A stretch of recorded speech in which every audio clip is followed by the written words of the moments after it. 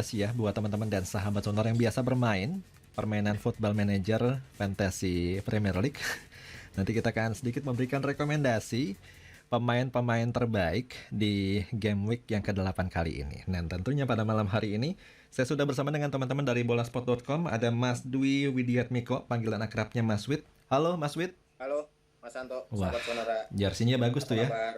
Wih, Udah berpindah ke lain hati. Mentang-mentang lagi di papan atas ya, pakainya jersey itu. Halo Ian Tambunan. Halo Mas Santo, Mas Fit, sahabat halo Sonora. Ian. Yuk. Sehat ya? Sehat Mas Santo. Wah, ini line up-nya udah dikasih bocorannya nih. Nanti ya kita akan bahas ya Yan ya. Cuman sebelumnya saya mau ngobrol dulu sama Mas Wid nih mengenai big match pada pekan ini yang mempertemukan antara United melawan Leicester City. Leicester, Ini di luar dugaan ya Mas Wid ya. Iya, Memasuki pekan ini Leicester masih di luar 10 besar Mas Wid. iya.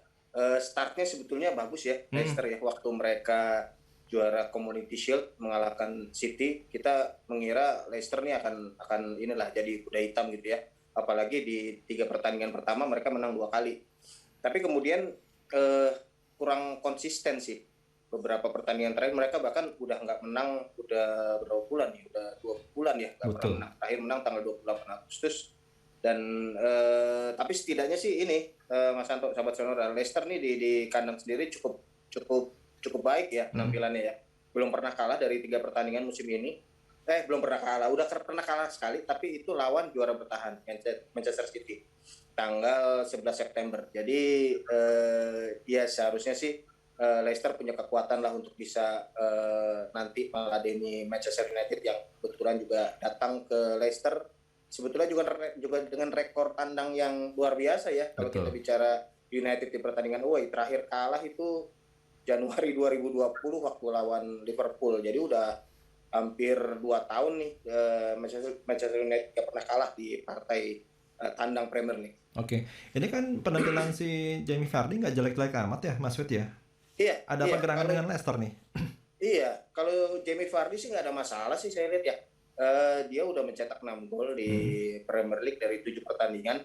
Mungkin kalau pemain-pemain fantasi Premier League ini salah satu striker yang inilah jadi langganan gitu ya, pasang terus karena cukup konsisten gitu mencetak gol. Cuman memang kalau kita lihat ya barangkali kalau kita bandingkan dengan musim kemarin, sekarang tim-tim lawan sudah mulai bisa membaca permainan dari Brendan Rodgers ya. Yeah. Kemudian kalau kita lihat di bursa transfer juga sebetulnya Leicester tidak banyak melakukan perubahan juga sih ya.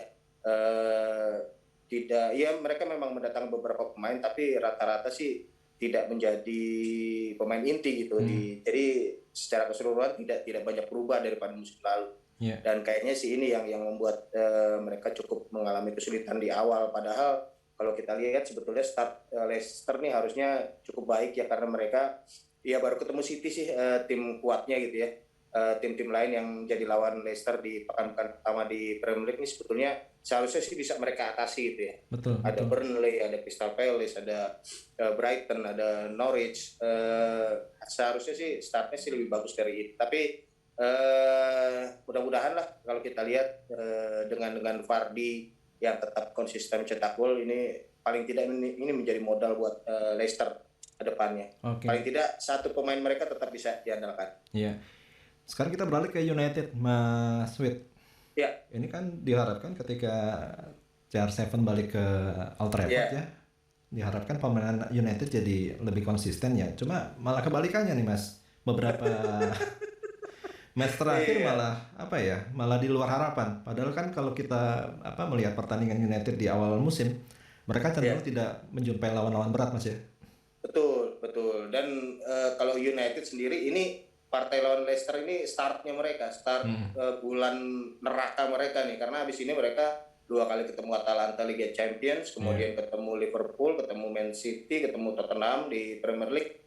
Jadi jadwalnya mulai berat nih United nih. Dan kalau melihat penampilannya sebelum jeda internasional kemarin ya bener ya, jadi kayak pesimistis gitu melihat United karena dengan start seperti itu, dengan lawan-lawan seperti Aston Villa, kemudian Everton, Southampton, seharusnya sih bisa mendapatkan hasil yang lebih baik daripada sekarang gitu ya, Iya. bisa dalam hitungan di atas kertas. Dan betul sih, kalau kita lihat Ronaldo datang, memang awalnya sempat sempat bagus gitu ya. Ronaldo cetak gol langsung, kemudian rutin cetak gol juga sampai sekarang. Tapi secara keseluruhan permainan United ini belum kelihatan gitu.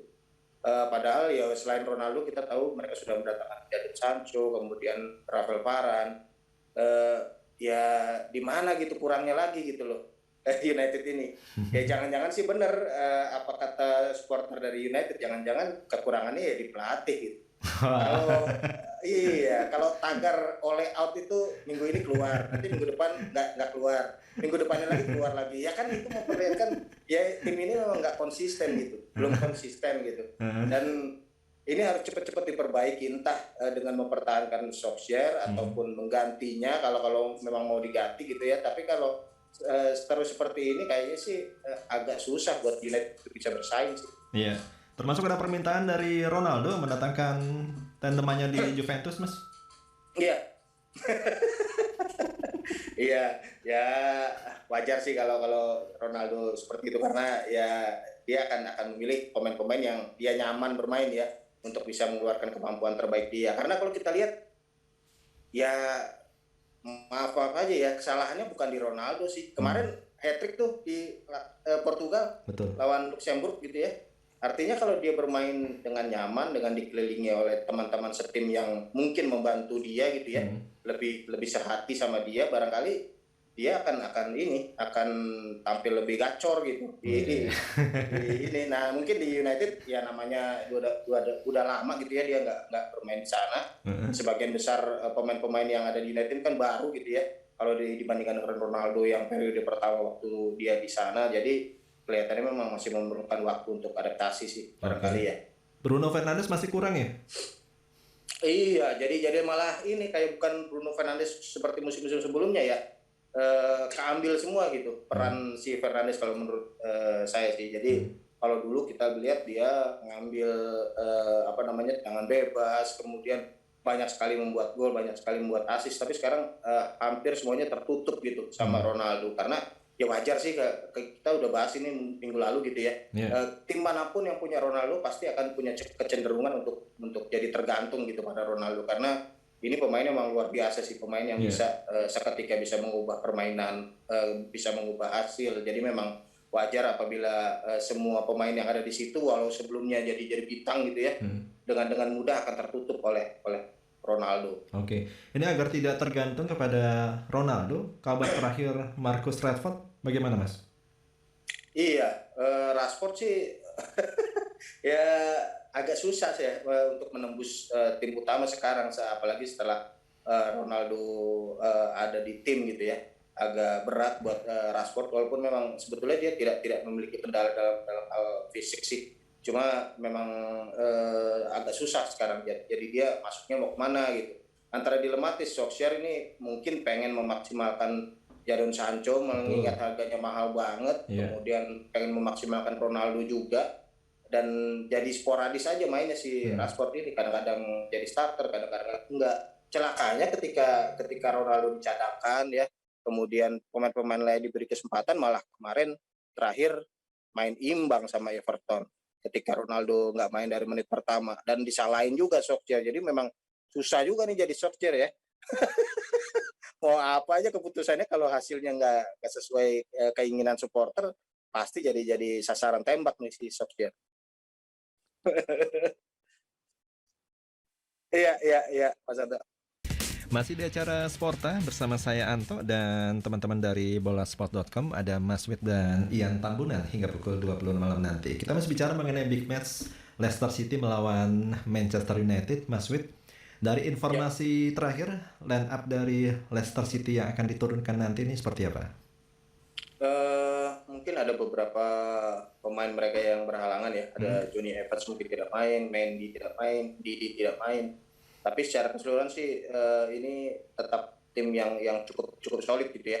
Ada Schmeichel di posisi kiper, kemudian Kastanye, Vestergaard, Soyuncu, Bertrand di belakang. Di tengah seperti biasa Tielemans dan Somare, kemudian ada James Maddison juga, ini salah satu pemain yang dulu pernah diincar sama United ya. Betul. Kemudian ada Barnes, ada Lookman, dan tentu saja ujung tombaknya si Vardy. Jadi memang walaupun ada beberapa pemain yang absen, tapi ini tim yang cukup solid ya. Iya, oke. Itu Leicester. Kalau United? Ya, United ya pastilah ada poros Bruno Fernandes, Cristiano Ronaldo, dan Paul Pogba di situ ya. Cuman ini yang lini keduanya ini yang selain Bruno Fernandes yang suka ganti-ganti nih ya. Si Solskjaer antara Greenwood, kemudian Sancho, kadang-kadang Jesse Lingard bermain di situ. Kita akan nunggu nanti lini keduanya akan seperti apa. Kemudian di tengah selain Pogba tentu ada McTominay, mungkin Fred sama Rashford yang mungkin masih 50-50 bisa main apa enggak karena kondisinya ya.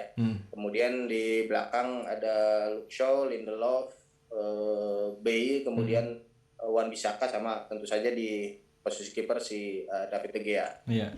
Ronaldo masih Mas ya? Masih pasti, nggak mungkin. Kemarin habis lawan Everton udah dikritik sama supporter, nggak mungkin dicadangin lagi lah. Cuma kalau Mas Wid lihat ya, ini kan Ronaldo udah 35 tahunan ya. Iya. Ada perubahan cara bermain nggak Mas? Karena kan kalau kita bicara mainnya Ronaldo di bawah usia 30 tahun, dia kan sering main ya dari lini tengah ke depan. Iya. Sekarang kan lebih cenderung muter-muter di kotak penalti ya. Iya, lebih ini ya, untuk menghemat tenaga saya pikir juga begitu, karena setuju sama Mas Anto, udah 35 tahun ini pemain ya, memang kalau dipaksakan main 90 menit terus pasti juga nggak akan kuat gitu ya. Jadi ya perubahan sih sedikit ada, jadi Ronaldo lebih fokus di depan, mungkin dia udah semakin jarang membantu pertahanan gitu ya. Dia akan perannya benar-benar sebagai ujung tombak sih sekarang, bukan lagi sebagai pembagi bola, tapi sejauh ini sih cukup berhasil ya di Juventus. Dalam beberapa musim terakhir juga perannya juga seperti itu, walaupun kalau urusan dribble dari tengah ke depan sih dia masih sanggup lah untuk beberapa kali dribble gitu ya. Karena emang ini orang fit banget gitu, badannya fit banget, kemudian ya nggak sama kita kali Mas. Jangan dong, makannya kita kan makannya gorengan. Tapi dari segi ini gaya main sih kayaknya memang ada sedikit perubahan dari Ronaldo, lebih efektif lah di usia seperti dia. Oke, soda aja disegirin ya, cuma minum air mineral ya, makanya badannya fit banget. Cuma kalau menurut Mas Wid ya, United itu lebih efektif dua striker atau striker tunggal Mas? Kalau ngelihat komposisi pemain sih kayaknya udah bener di sini. Jadi formasi 4-2-3-1 atau 4-3-3 gitu ya. Jadi satu penyerang tengah yang didukung oleh sayap atau lini kedua ini udah pas banget, karena memang komposisi skuadnya United ya seperti itu. Kalau misalnya dua striker, siapa yang mau kita taruh di depan gitu misalnya? Apakah Ronaldo dengan siapa gitu pasangannya agak kurang pas kalau menurut saya. Justru kalau Ronaldo dikelilingi banyak winger, banyak pemain dari lini kedua, ini pemain-pemain yang seperti itu tipikalnya banyak banget. Ada Bruno Fernandes, Lingard, kemudian Sancho, kemudian Rashford juga kan bisa main di sayap. Pilihannya lebih banyak gitu, dan kayaknya sih lebih pas bermain dengan seperti itu ya. Iya. Oke, dengan striker tunggal Mas Wid ya. Iya. Siap. Sekarang kita beralih ke Serie A Italia Mas. Big match-nya juga, waduh, keren banget nih. Juve melawan AS Roma. Kita ke Juve dulu Mas. Iya. Udah mulai balik sih Juve ya. Kemarin sebelum jeda internasional udah menang 3 kali beruntun. Jadi setelah start yang jelek, kayaknya sih Juventus sudah mulai kembali nih. Oke. Dan kalau kita lihat komposisinya Massimiliano Allegri udah mulai ketemu nih. Kan di awal-awal musim mereka sempat agak kaget gitu ya, tiba-tiba ditinggal Ronaldo, kemudian dalam 4 pertandingan pertama nggak pernah menang. Tapi sekarang sih sudah mulai menemukan kembali performa terbaik gitu ya. Kebetulan sih dibantu waktu sejak pertengahan September itu lawan-lawannya tidak terlalu kuat. Betul. Ada Spezia, ada Sampdoria, ada Torino, dan itu membantu Juventus untuk ya banyak coba-coba pemain, kemudian banyak coba formasi, dan akhirnya sih kayaknya sih udah mulai ketemu nih. Dengan Federico Chiesa di situ, kemudian ada Morata, Dybala yang juga udah semakin padu gitu ya. dan mungkin penampilan terbaik mereka waktu melawan Chelsea sih di Liga Champions waktu mereka menang 1-0 itu kelihatan banget Juve yang ya memang Juve harusnya mainnya seperti itu gitu. Iya. Mereka banyak bikin peluang, pertahanannya bagus, kuat banget, dan itu rasanya membuat Juve pantas percaya diri gitu ya menghadapi AS Roma nanti. Iya. Termasuk penampilan Morata ya Mas Fit ya? Iya, iya. Morata ya ini sih kalau menurut saya Morata dan Dybala mengambil keuntungan dari udah nggak adanya Ronaldo ya.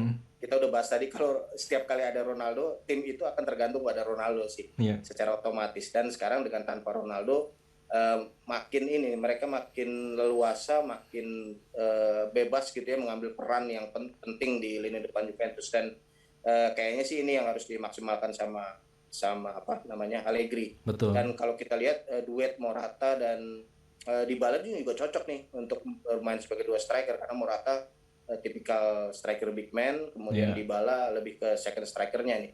Kemudian opsi juga makin banyak karena di Juventus juga ada banyak winger yang bagus gitu ya. Ada Chiesa, ada Cuadrado, ada Bernardeschi di situ. Jadi Juventus juga bisa main pakai 4-3-3 atau 4-2-3-1 juga. Betul. Termasuk Morata harus ini memanfaatkan momentum yang bagus ini kan. Biasanya kan dia cuma sebagai pemain cadangan Mas ya. Iya, kalaupun bukan pemain cadangan ya perannya tertutup sama Ronaldo. Tapi sekarang sih kayaknya sih dia bisa ini mengambil peran dan perhatian yang lebih ini menjadi referensi tim di lini depan sih. Oke. Kita beralih ke AS Roma. Masuk 5 besar Mas klasemen sementara Liga Serie A Italia nih. Iya, memang ada gairah baru ketika mereka ditangani Jose Mourinho ya.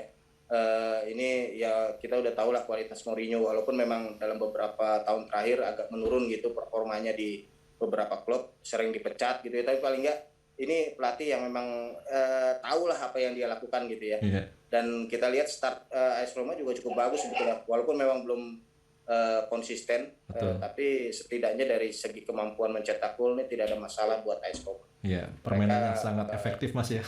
Betul, dan pemain-pemain barunya juga kayaknya bisa langsung nyetel dengan Mourinho. Si Tammy Abraham udah mencetak beberapa gol vital juga buat AS Roma. Kemudian barangkali Roma nih juga salah satu tim yang diuntungkan mereka udah startnya duluan gitu karena mereka tampil di babak kualifikasi Nations League. Jadi udah mulai fisiknya udah lebih bagus lah daripada sebagian besar tim-tim Serie A. Baik.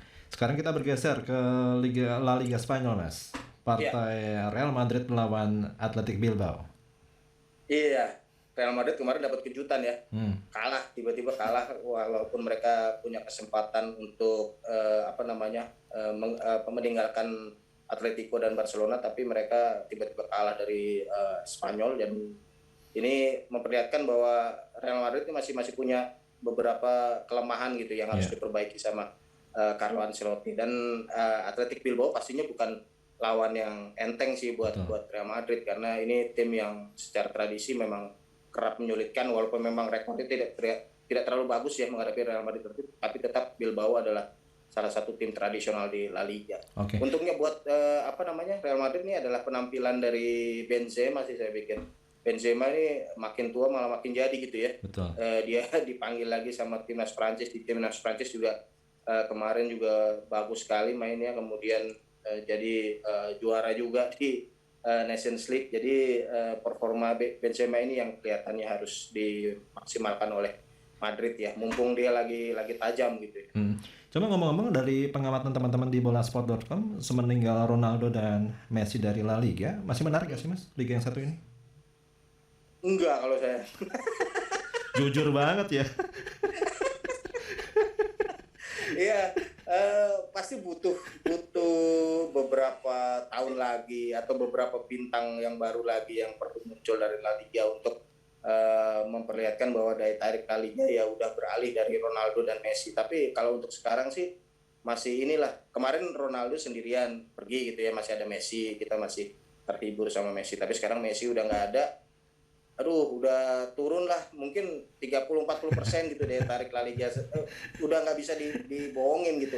Mau presiden La Liga bilang ini nggak akan kenapa-kenapa, tapi jelas kerasa paling nggak di musim inilah.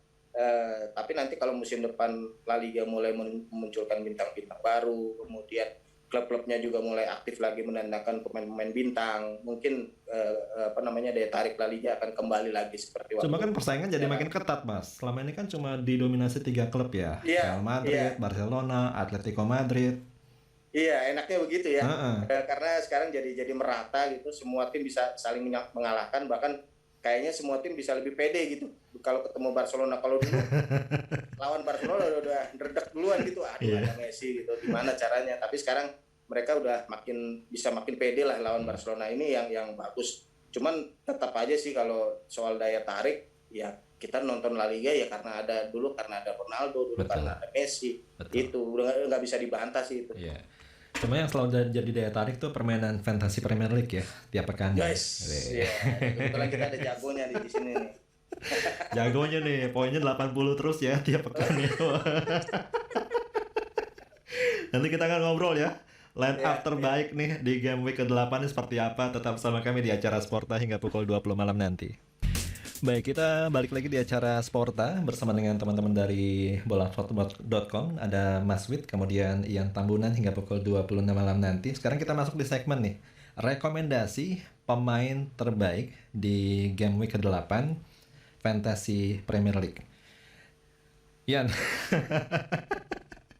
Ini kalau bicara mengenai Fantasy Premier League di game week yang ke-8 ya. Mungkin kalau saya sendiri ya, di game ke-7 nih, waduh, poinnya jelek banget asli, cuma 37. Karena di luar dugaan ya, pasang Lukaku ternyata nggak begitu maksimal. Rudiger juga nggak maksimal, karena kan pertimbangannya Chelsea sampai beberapa bulan ke depan, ini kan menghadapi lawan-lawan yang relatif nggak berat ya, Ian ya. Nah, untuk game week yang ke-8 ini, kalau menurut Ian, line up-nya nih seperti apa nih? Siapa pemain bintang yang harus kita andalin? Game week 7 sama nih kita Mas Anto, klop nih. Sama-sama dari Lukaku, sama Rudiger. Siapa yang nyangka Chelsea malah kebobolan dan Lukaku nggak ngegolin, tapi malah Timo Werner yang on fire kan. Nyiptain 2 gol. Kalau misalkan yang pasti wajib ada ya untuk game week 8, udah pasti Mohamed Salah, Mas Anto. Siap. Bahkan menurut saya pribadi, Mohamed Salah tuh pemain yang wajib dipakai dari game week 1 sampai 38. Karena dia benar-benar yang menjamin untuk gol dan juga assist. Berbeda dengan pemain premium lainnya seperti Romelu Lukaku dan Cristiano Ronaldo. Iya. Ataupun bahkan Harry Kane yang belum menemukan permainan terbaiknya sejak nggak jadi pindah ke Man City. Dan juga Son Heung-min. Son Heung-min malah sekarang kayak menggantikan tugas Kane ya untuk lebih menciptakan gol. Betul. Gitu. Jadi kalau untuk yang pasti harus ada, menurut saya Mohamed Salah. Mohamed Salah. Ini pemain luar biasa konsisten ya, termasuk ketika menghadapi lawan-lawan berat ya. Terakhir lawan City ngegolin juga kan ya? Yes. Wah, Itu diacak-acak ini pertahanan situ udah kayak lawan klub Enteng itu Mohamed Salah tenang banget gocek-gocekan. Jadi beruntung banget yang kemarin game week yang ke-7 masukin dia jadi kapten ya. Wih, siapa nih Mas Anto? Nggak tahu sih. Cuma tadi nyebut nama Ronaldo. Kan Ya. kemarin tadi Masud juga cerita nyetak 3 hat-trick lawan Luxembourg ya. Di game week yang ke-8 ini gimana? Nah, Ronaldo ini kalau misalkan kita lihat statistik ya, Mas Anto itu gila banget karena dia rata-rata tuh melepaskan tembakan setiap 16,8 menit. Jadi benar-benar kalau udah di lapangan tuh menggempur habis musuh gitu. Dan dia juga mendapatkan kesempatan matang untuk menciptakan gol itu rata-rata per 60 menit. Jadi itulah kenapa Ronaldo rata-rata bisa minimal per pertandingan di Liga Inggris musim ini bisa nyiptain 1 gol. Oleh karena itu kalau misalkan Solskjaer nanti melakukan blunder lagi untuk mencadangkan Ronaldo, wah itu maupun hasilnya menang lawan Leicester juga sepertinya Solskjaer ini emang udah harus diwujudkan hashtag oleh out-nya. Jadi Salah, Ronaldo juga wajib nih. Kalau untuk pemain premium ya Mas Anto, saya lebih merekomendasikan Romelu Lukaku sih. Karena 3 game week ke depan tuh kan kalau kita lihat di FPL semua angka lawannya 2 ya. Iya. Artinya potensi menangnya tuh besar banget. Beda sama Man United yang lawannya lebih sulit. Ditambah ntar mesti bertandang ke markas Leicester yang dimana pada musim lalu aja 3 pertemuan United nggak pernah menang lawan Leicester. Iya. Gitu. Jadi kalau pemain premium di depan Romelu Lukaku, di tengah Mohamed Salah dan belakang ini kita mesti kembali memasukkan Trent Alexander-Arnold. Kalau udah ada yang kemarin sempat ngedepak kan, Trent sempat nggak fit, tapi kemarin Jurgen Klopp di konferensi pers sudah menyampaikan bahwa Trent bakal kembali main, udah bisa ikut sesi latihan. Dan kalau kita mau punya pembeda juga nih, karena Liverpool lawannya gampang nih Mas Anto, Betul. Watford. Jadi kita juga untuk para pemain FPL diuntungkan kalau udah punya Diogo Jota, karena Roberto Firmino kan kemungkinan baliknya ngaret, mesti ngebela Brasil di kualifikasi Piala Dunia Amerika Selatan dan baliknya telat kan. Jadi kemungkinan yang main jadi starter tuh Diogo Jota. Kalau lawan Watford, saya optimistis sih Jota, Salah, dan Trent ini bisa ngasih poin banyak nih. Oke, jadi ada 3 pemain Liverpool dong nih. Yes. TAA, Salah, sama Jota. Yes, sampai Wah. panen Mas Anto. Cuma lebih efektif mana sih? TAA sama Alonso? Gimana Mas Anto? Lebih efektif mana nih masang TAA sama Alonso? Nah, ini nih masalahnya nih kalau Chelsea. Kita mesti sebagai manajer FPL kan cari pemain yang benar-benar pasti main ya, sebisa mungkin 90 menit. Sedangkan rotasinya Tuchel udah mulai mirip-mirip sama Guardiola nih, bikin pusing kalau untuk urusan lini belakang. Bisa-bisanya kadang kita udah milih pemain yang oke, seperti kemarin kan sempat pada ngandelin juga ada Andreas Christensen, tiba-tiba main malah kalobah, malah ngegolin lagi kan. Terus untuk posisi bek kiri ini Ben Chilwell udah balik. Jadi mereka memang dari awal bakal diprediksi akan rotasi. Bahkan yang lebih diunggulkan untuk lebih sering menjadi pemain inti adalah Ben Chilwell. Tapi malah Alonso ketika pekan pertama kan langsung mainnya bagus, pekan kedua main bagus, cetak gol free kick dan seterusnya. Jadi sebenarnya kalau dari Chelsea, back-nya yang paling jaminan, walaupun untuk cetak gol dan assist lebih minim, tapi minimal 90 menit yang lebih besar peluangnya itu adalah Antonio Rudiger dan Azpilicueta, Mas Anto. Apalagi kalau Reece James belum main nih. Reece James kan sebenarnya wingback kanan yang paling ngerinya Chelsea ya. Kalau Reece James belum main, udah pasti Azpilicueta jadi wingback kanan. Dan kalaupun Reece James main, Azpilicueta mundur sedikit, dia jadi back di trio 3 back itu dan di bagian yang kanannya. Iya, padahal Rudiger cuma main di back tengah ya, cuma ke situ-situ aja kontribusinya. Beda sama James, beda sama Alonso ya. Nah itu, majunya tuh sampai nggak nyantai kan, bisa dapat penalti lawan. Coba kalau bicara mengenai United, kenapa cuma Ronaldo nih, Yan? Ada gak tambahan main lain? Fernandes lah, Greenwood lah, dimasukin? Atau Luke Shaw? Nah, ini menarik. Sebenarnya dari awal musim ini ya Mas Anto, yang dijagokan dari United itu sebelum Ronaldo datang, itu adalah Bruno Fernandes dan Luke Shaw. Iya. Gitu. Nah, tetapi ketika Ronaldo udah masuk, bahkan Mason Greenwood yang tadinya rajin ciptain gol kan, tadi Masid juga udah mention tuh, bahwa dimanapun ada Ronaldo, pasti setiap tim jadi ngandalinnya Ronaldo. Mason Greenwood yang tadinya top chair, pas gak ada Ronaldo, tiba-tiba jadi culun. Cuma ciptain 1 assist. Padahal tadinya golin, ada Ronaldo jadi culun. Nah, Bruno Fernandes juga, itulah kenapa wildcard pada banyak make tuh, lebih dari 1 juta manajer FPL pada pekan keempat kan. Mungkin Masid salah satunya ya, make nggak Masid? Iyalah. Kalau ketawa pakai lah. Soalnya saya juga pakai tuh game week 4, karena kan semua orang pengen ngandalin Bruno Fernandes untuk selain jago nyiptain gol dari luar kotak penalti, ada lagi kelebihan Bruno Fernandes yang paling jago kan, tendangan penalti. Nah, pertanyaannya Fernandes jadi eksekutor penalti nggak? Makanya pas game week 4 banyak yang langsung ganti Fernandes dan masukinnya Ronaldo. Tahu-tahu ternyata Bruno Fernandes masih jadi eksekutor penalti utama kan. Nah, ketika udah ada Ronaldo dan Bruno Fernandes tetap jadi eksekutor, ternyata penaltinya nggak masuk. Dan itu hasilnya jadi krusial buat Man United. Di sisi lain, Ronaldo pas main sama timnas Portugal 3 kali golin penalti, walaupun satunya dianulir. Artinya kan dari situ udah kelihatan bahwa kualitas Ronaldo dari segi mentalitas lebih siap ya. Jadi kalau misalkan mau ngambil pemain United lainnya selain Ronaldo, kayak Bruno Fernandes juga jadi kurang ya bermainnya. Dan Luke Shaw, ya walaupun Varane udah datang ya Mas Anto, itu pertahanan Man United kok bocor banget ya, kebobolan mulu itu. Varane kurang belum bisa adaptasi kali ya, berapa kali ketinggalan mulu nih. Iya, apalagi Varane juga ntar nggak main kan, masih cedera paha, Maguire juga nggak main, cedera betis. Itu, waduh, mudah-mudahan aja banyak berdoa lah tuh ya David De Gea. Kira-kira Bailey, Lindelof, atau bahkan Jones yang main, gimana tuh back tengahnya United? Ini udah ada 3 nih pemain dengan harga premium nih ya. Ada TAA, terus Salah, Ya. ada Lukaku. Siapa lagi gitu ya? Jangan dong. Kalau menurut saya nih Mas Wid, kita menarik buat ngelihat klub Sultan nih, Newcastle United.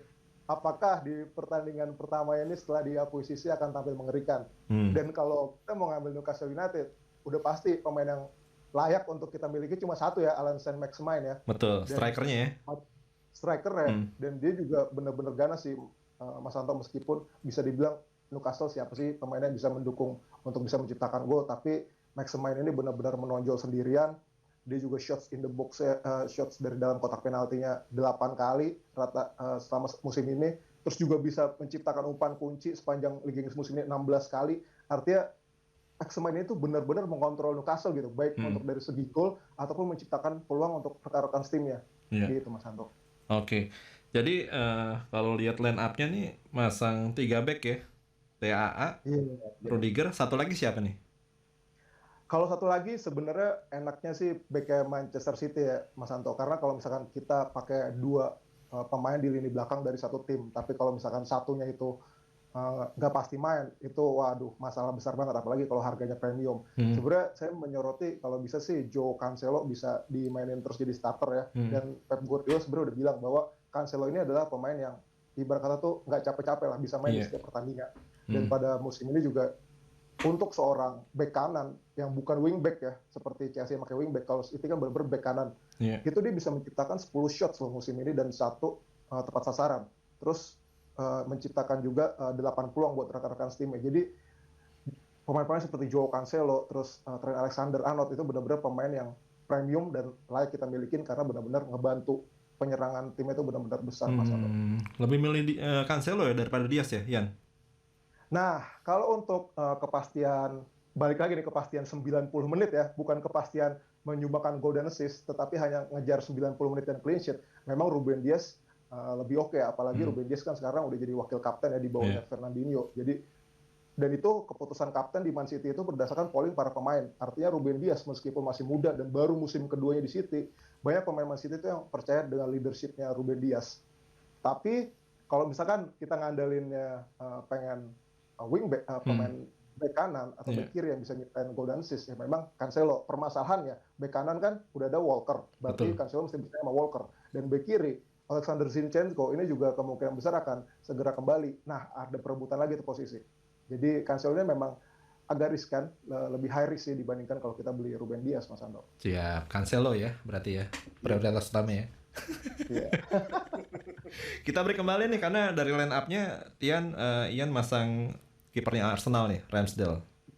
Alasannya kenapa nanti ya. Tetap bersama kami di acara Sporta hingga pukul 20 malam. Lanjut lagi di acara Sporta bersama dengan Mas Fit dan Ian Tambunan dari bolasport.com. Kita masih masuk di segmen otak-atik Fantasy Premier League Game Week yang ke-8 nih. Untuk Liga Inggris pekan ini sampai hari Selasa dini hari ya, kalau nggak salah ya. Pertandingan terakhir Arsenal melawan Crystal Palace nih. Pemain Arsenal siapa yang layak untuk dibeli di Game Week ke-8 kali ini? Wah, kebetulan saya punya 2 nih, 3 malah Mas Anto.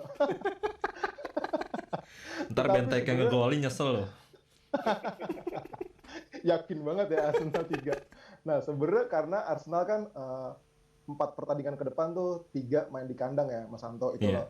Ada Palace, Aston Villa, Leicester, Watford. Ibarat kata peluangnya untuk mencatatkan clean sheet itu besar. Sebetulnya kalau untuk Arsenal sendiri, kalau saya itu lebih yakinnya ke Aaron Ramsdale ya, ke kipernya. Karena pada awal musim itu yang dijagokan untuk jadi kiper tuh mayoritas adalah kiper Brighton, si Sanchez, sama kiper Brentford, si David Raya. Betul. Mereka harga 4,5 gitu dan pasti jadi pemain inti.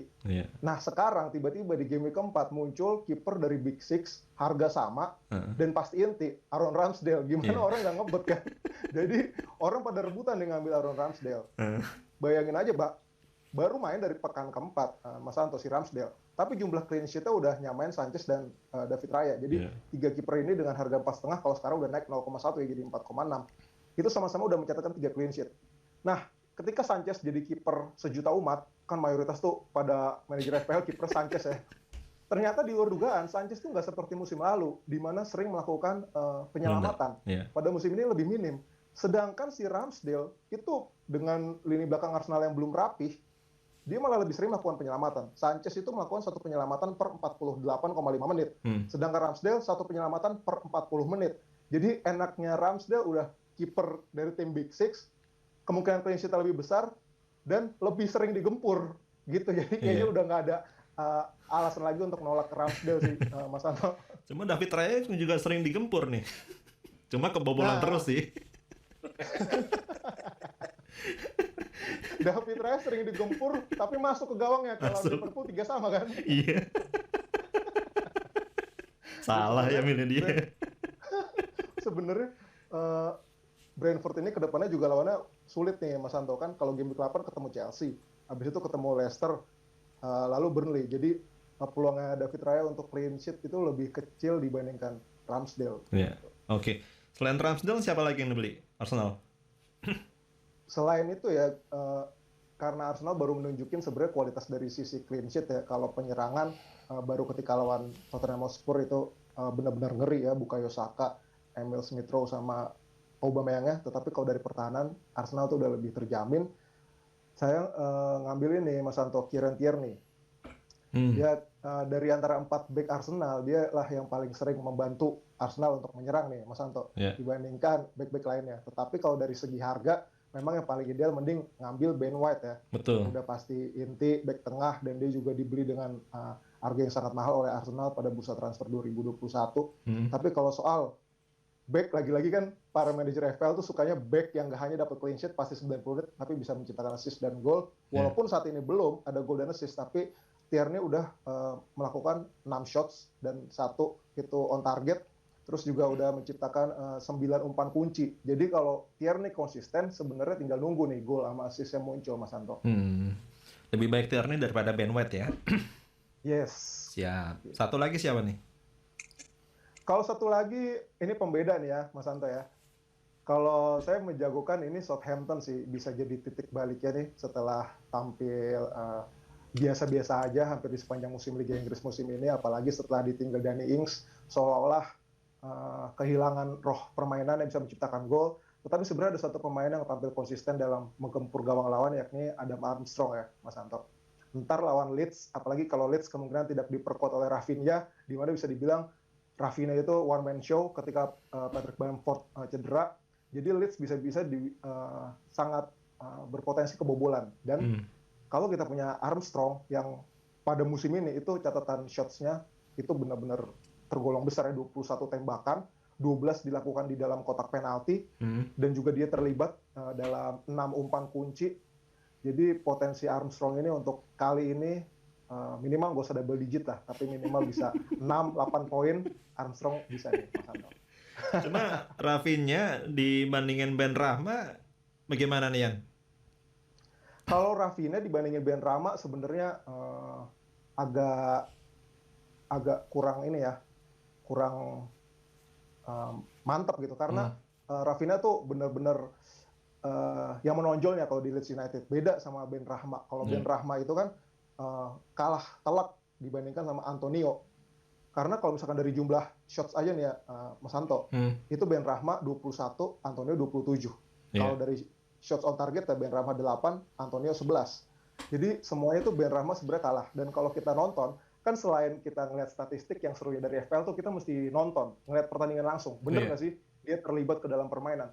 Ben Rahma itu sebenarnya lebih jarang masuk ke kotak penalti. Dia itu lebih sering nembak dari luar justru. Nah, jadi kalau misalkan kita mau ngeliat West Ham, lebih baik ke Mikel Antonio. Beda dengan Rafinha. Ini kalau menurut saya di harga 6,5, gelandang di harga kisaran 6,5, itu yang terbaik adalah Rafinha. Karena Rafinha ini jumlah shots-nya aja udah melampaui Ben Rahma 24, terus 7 on target, terus juga dia menciptakan umpan kunci 14. Jadi Rafinha tuh benar-benar sangat mentereng banget statistiknya, Mas Anto. Dan kalau kita dari segi permainan juga, bayangin aja pas lawan Brazil coba, ketika dimasukin 2 kali sebagai pemain cadangan sama Tite, itu ngaco banget kan, ngacak-ngacak lini pertahanan lawan kan. Gitu. Permainannya eksplosif banget ya. Dia bisa merusak konsentrasi back-back lawan nih, Rafinha ini. Betul. Jadi ada Ramsdale, di back ada 3 ya. Tierney, Rudiger, sama TAA. Kemudian di tengah ada Jota, Salah, Rafinha, sama Saka ya. Yes, Saka. Wih. Arsenalnya ada 3 lo, luar biasa. Kalau di depan nih yang ngedampingin Lukaku siapa nih, Yan? kalau menurut saya melihat performa sejauh ini ya Mas Anto, kayaknya terlalu mengerikan kalau kita nggak punya Michail Antonio. Karena Kan lagi turun nih, Yan. sebenarnya Michail Antonio ini nggak bisa dibilang turun juga sih Mas Anto ya. Karena kemarin lawan Brentford oke lah gitu. Memang dia nggak terlalu mengerikan seperti biasanya. Tetapi dia tuh tetap selalu rajin melepaskan tembakan dan selalu rajin menusuk ke dalam kotak penalti lawan gitu. Jadi kalau dari penyerang, menurut saya yang wajib kita punya tuh untuk game week 8 Lukaku sama Michail Antonio. Dan kalau kita mau pembeda yaitu Alan Saint-Maximin sama Adam Armstrong. Jadi Lukaku, kemudian Antonio, satu lagi. Satu lagi prefer lebih ke Adam Armstrong sih, Southampton sih Mas Anto. Dibandingin Jimenez? Nah, Jimenez ini rebutan poin nih sama si Hwang. Karena Hwang kalau main ternyata dia lebih berpotensi untuk menciptakan gol. Sama kasusnya kayak Brentford, Ivan Toney yang striker, Mbeumo sebenarnya harusnya bermain lebih ke belakang. Tetapi ketika kita ngelihat permainan yang nonton pertandingan, itu si Toney ini malah lebih jadi penyuplai bola untuk Mbeumo. Sama kasusnya dengan Jimenez dan Hwang. Jimenez malah lebih jadi penyuplai, Hwang yang lebih bertanggung jawab seolah-olah untuk menciptakan gol. Tapi kalau misalkan mesti milih di antara Hwang sama Jimenez, saya lebih memilih Jimenez, Mas Santo. Karena kalau dilihat dari jumlah tembakannya pada musim ini, itu Hwang 5, Jimenez 17. Itu unggul hampir 3 kali lipat. Dan Jimenez bisa dipastikan bahwa dia akan menjadi eksekutor penalti kan. Jadi kalau ada penalti, Jimenez yang akan menciptakan gol. Oke. Yang ditunggu-tunggu nih, siapa yang jadi kapten di game week ke-8 kali ini? Rekomendasinya. Buat para pecinta Cristiano Ronaldo, mohon maaf nih, karena lawan Leicester berat ya. Kemungkinan juga Man United kalau nyiptain gol pasti sedikit. Kalau saya lebih menjagokan Salah sih. Yang kedua, Romelu Lukaku, Mas Santo. Iya. Jadi Salah yang jadi kapten ya? Salah kapten, lawan Watford. Maksimal bisa berapa poin nih, Yan? Hitung-hitungannya? Kalau keinginan pribadi sih hat-trick ya Mas Santo ya, 3 gol ya. Tapi kalau kita mikir logis, 1 gol 1 assist dapat sih. Paling yang golin satu lagi mungkin Sadio Mane atau Diogo Jota, Mas Santo. Optimis banget nih. Cuma yang jelas nih line up-nya akan kita posting besok ya di channel YouTube-nya Sonora.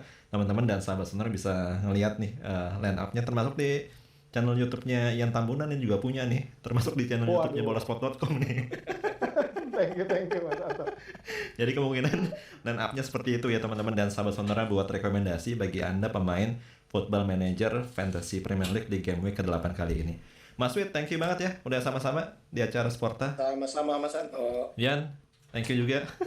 Thank you banget Mas Anto. Mudah-mudahan hasilnya maksimal ya. Amin. Amin. Juga terima kasih yang udah dengerin acara Sporta malam hari ini. Saya Anto, Mas Wid, dan Ian pamit. Kita akan ketemu lagi di acara Sporta hari Kamis yang akan datang. Selamat malam dan sampai jumpa.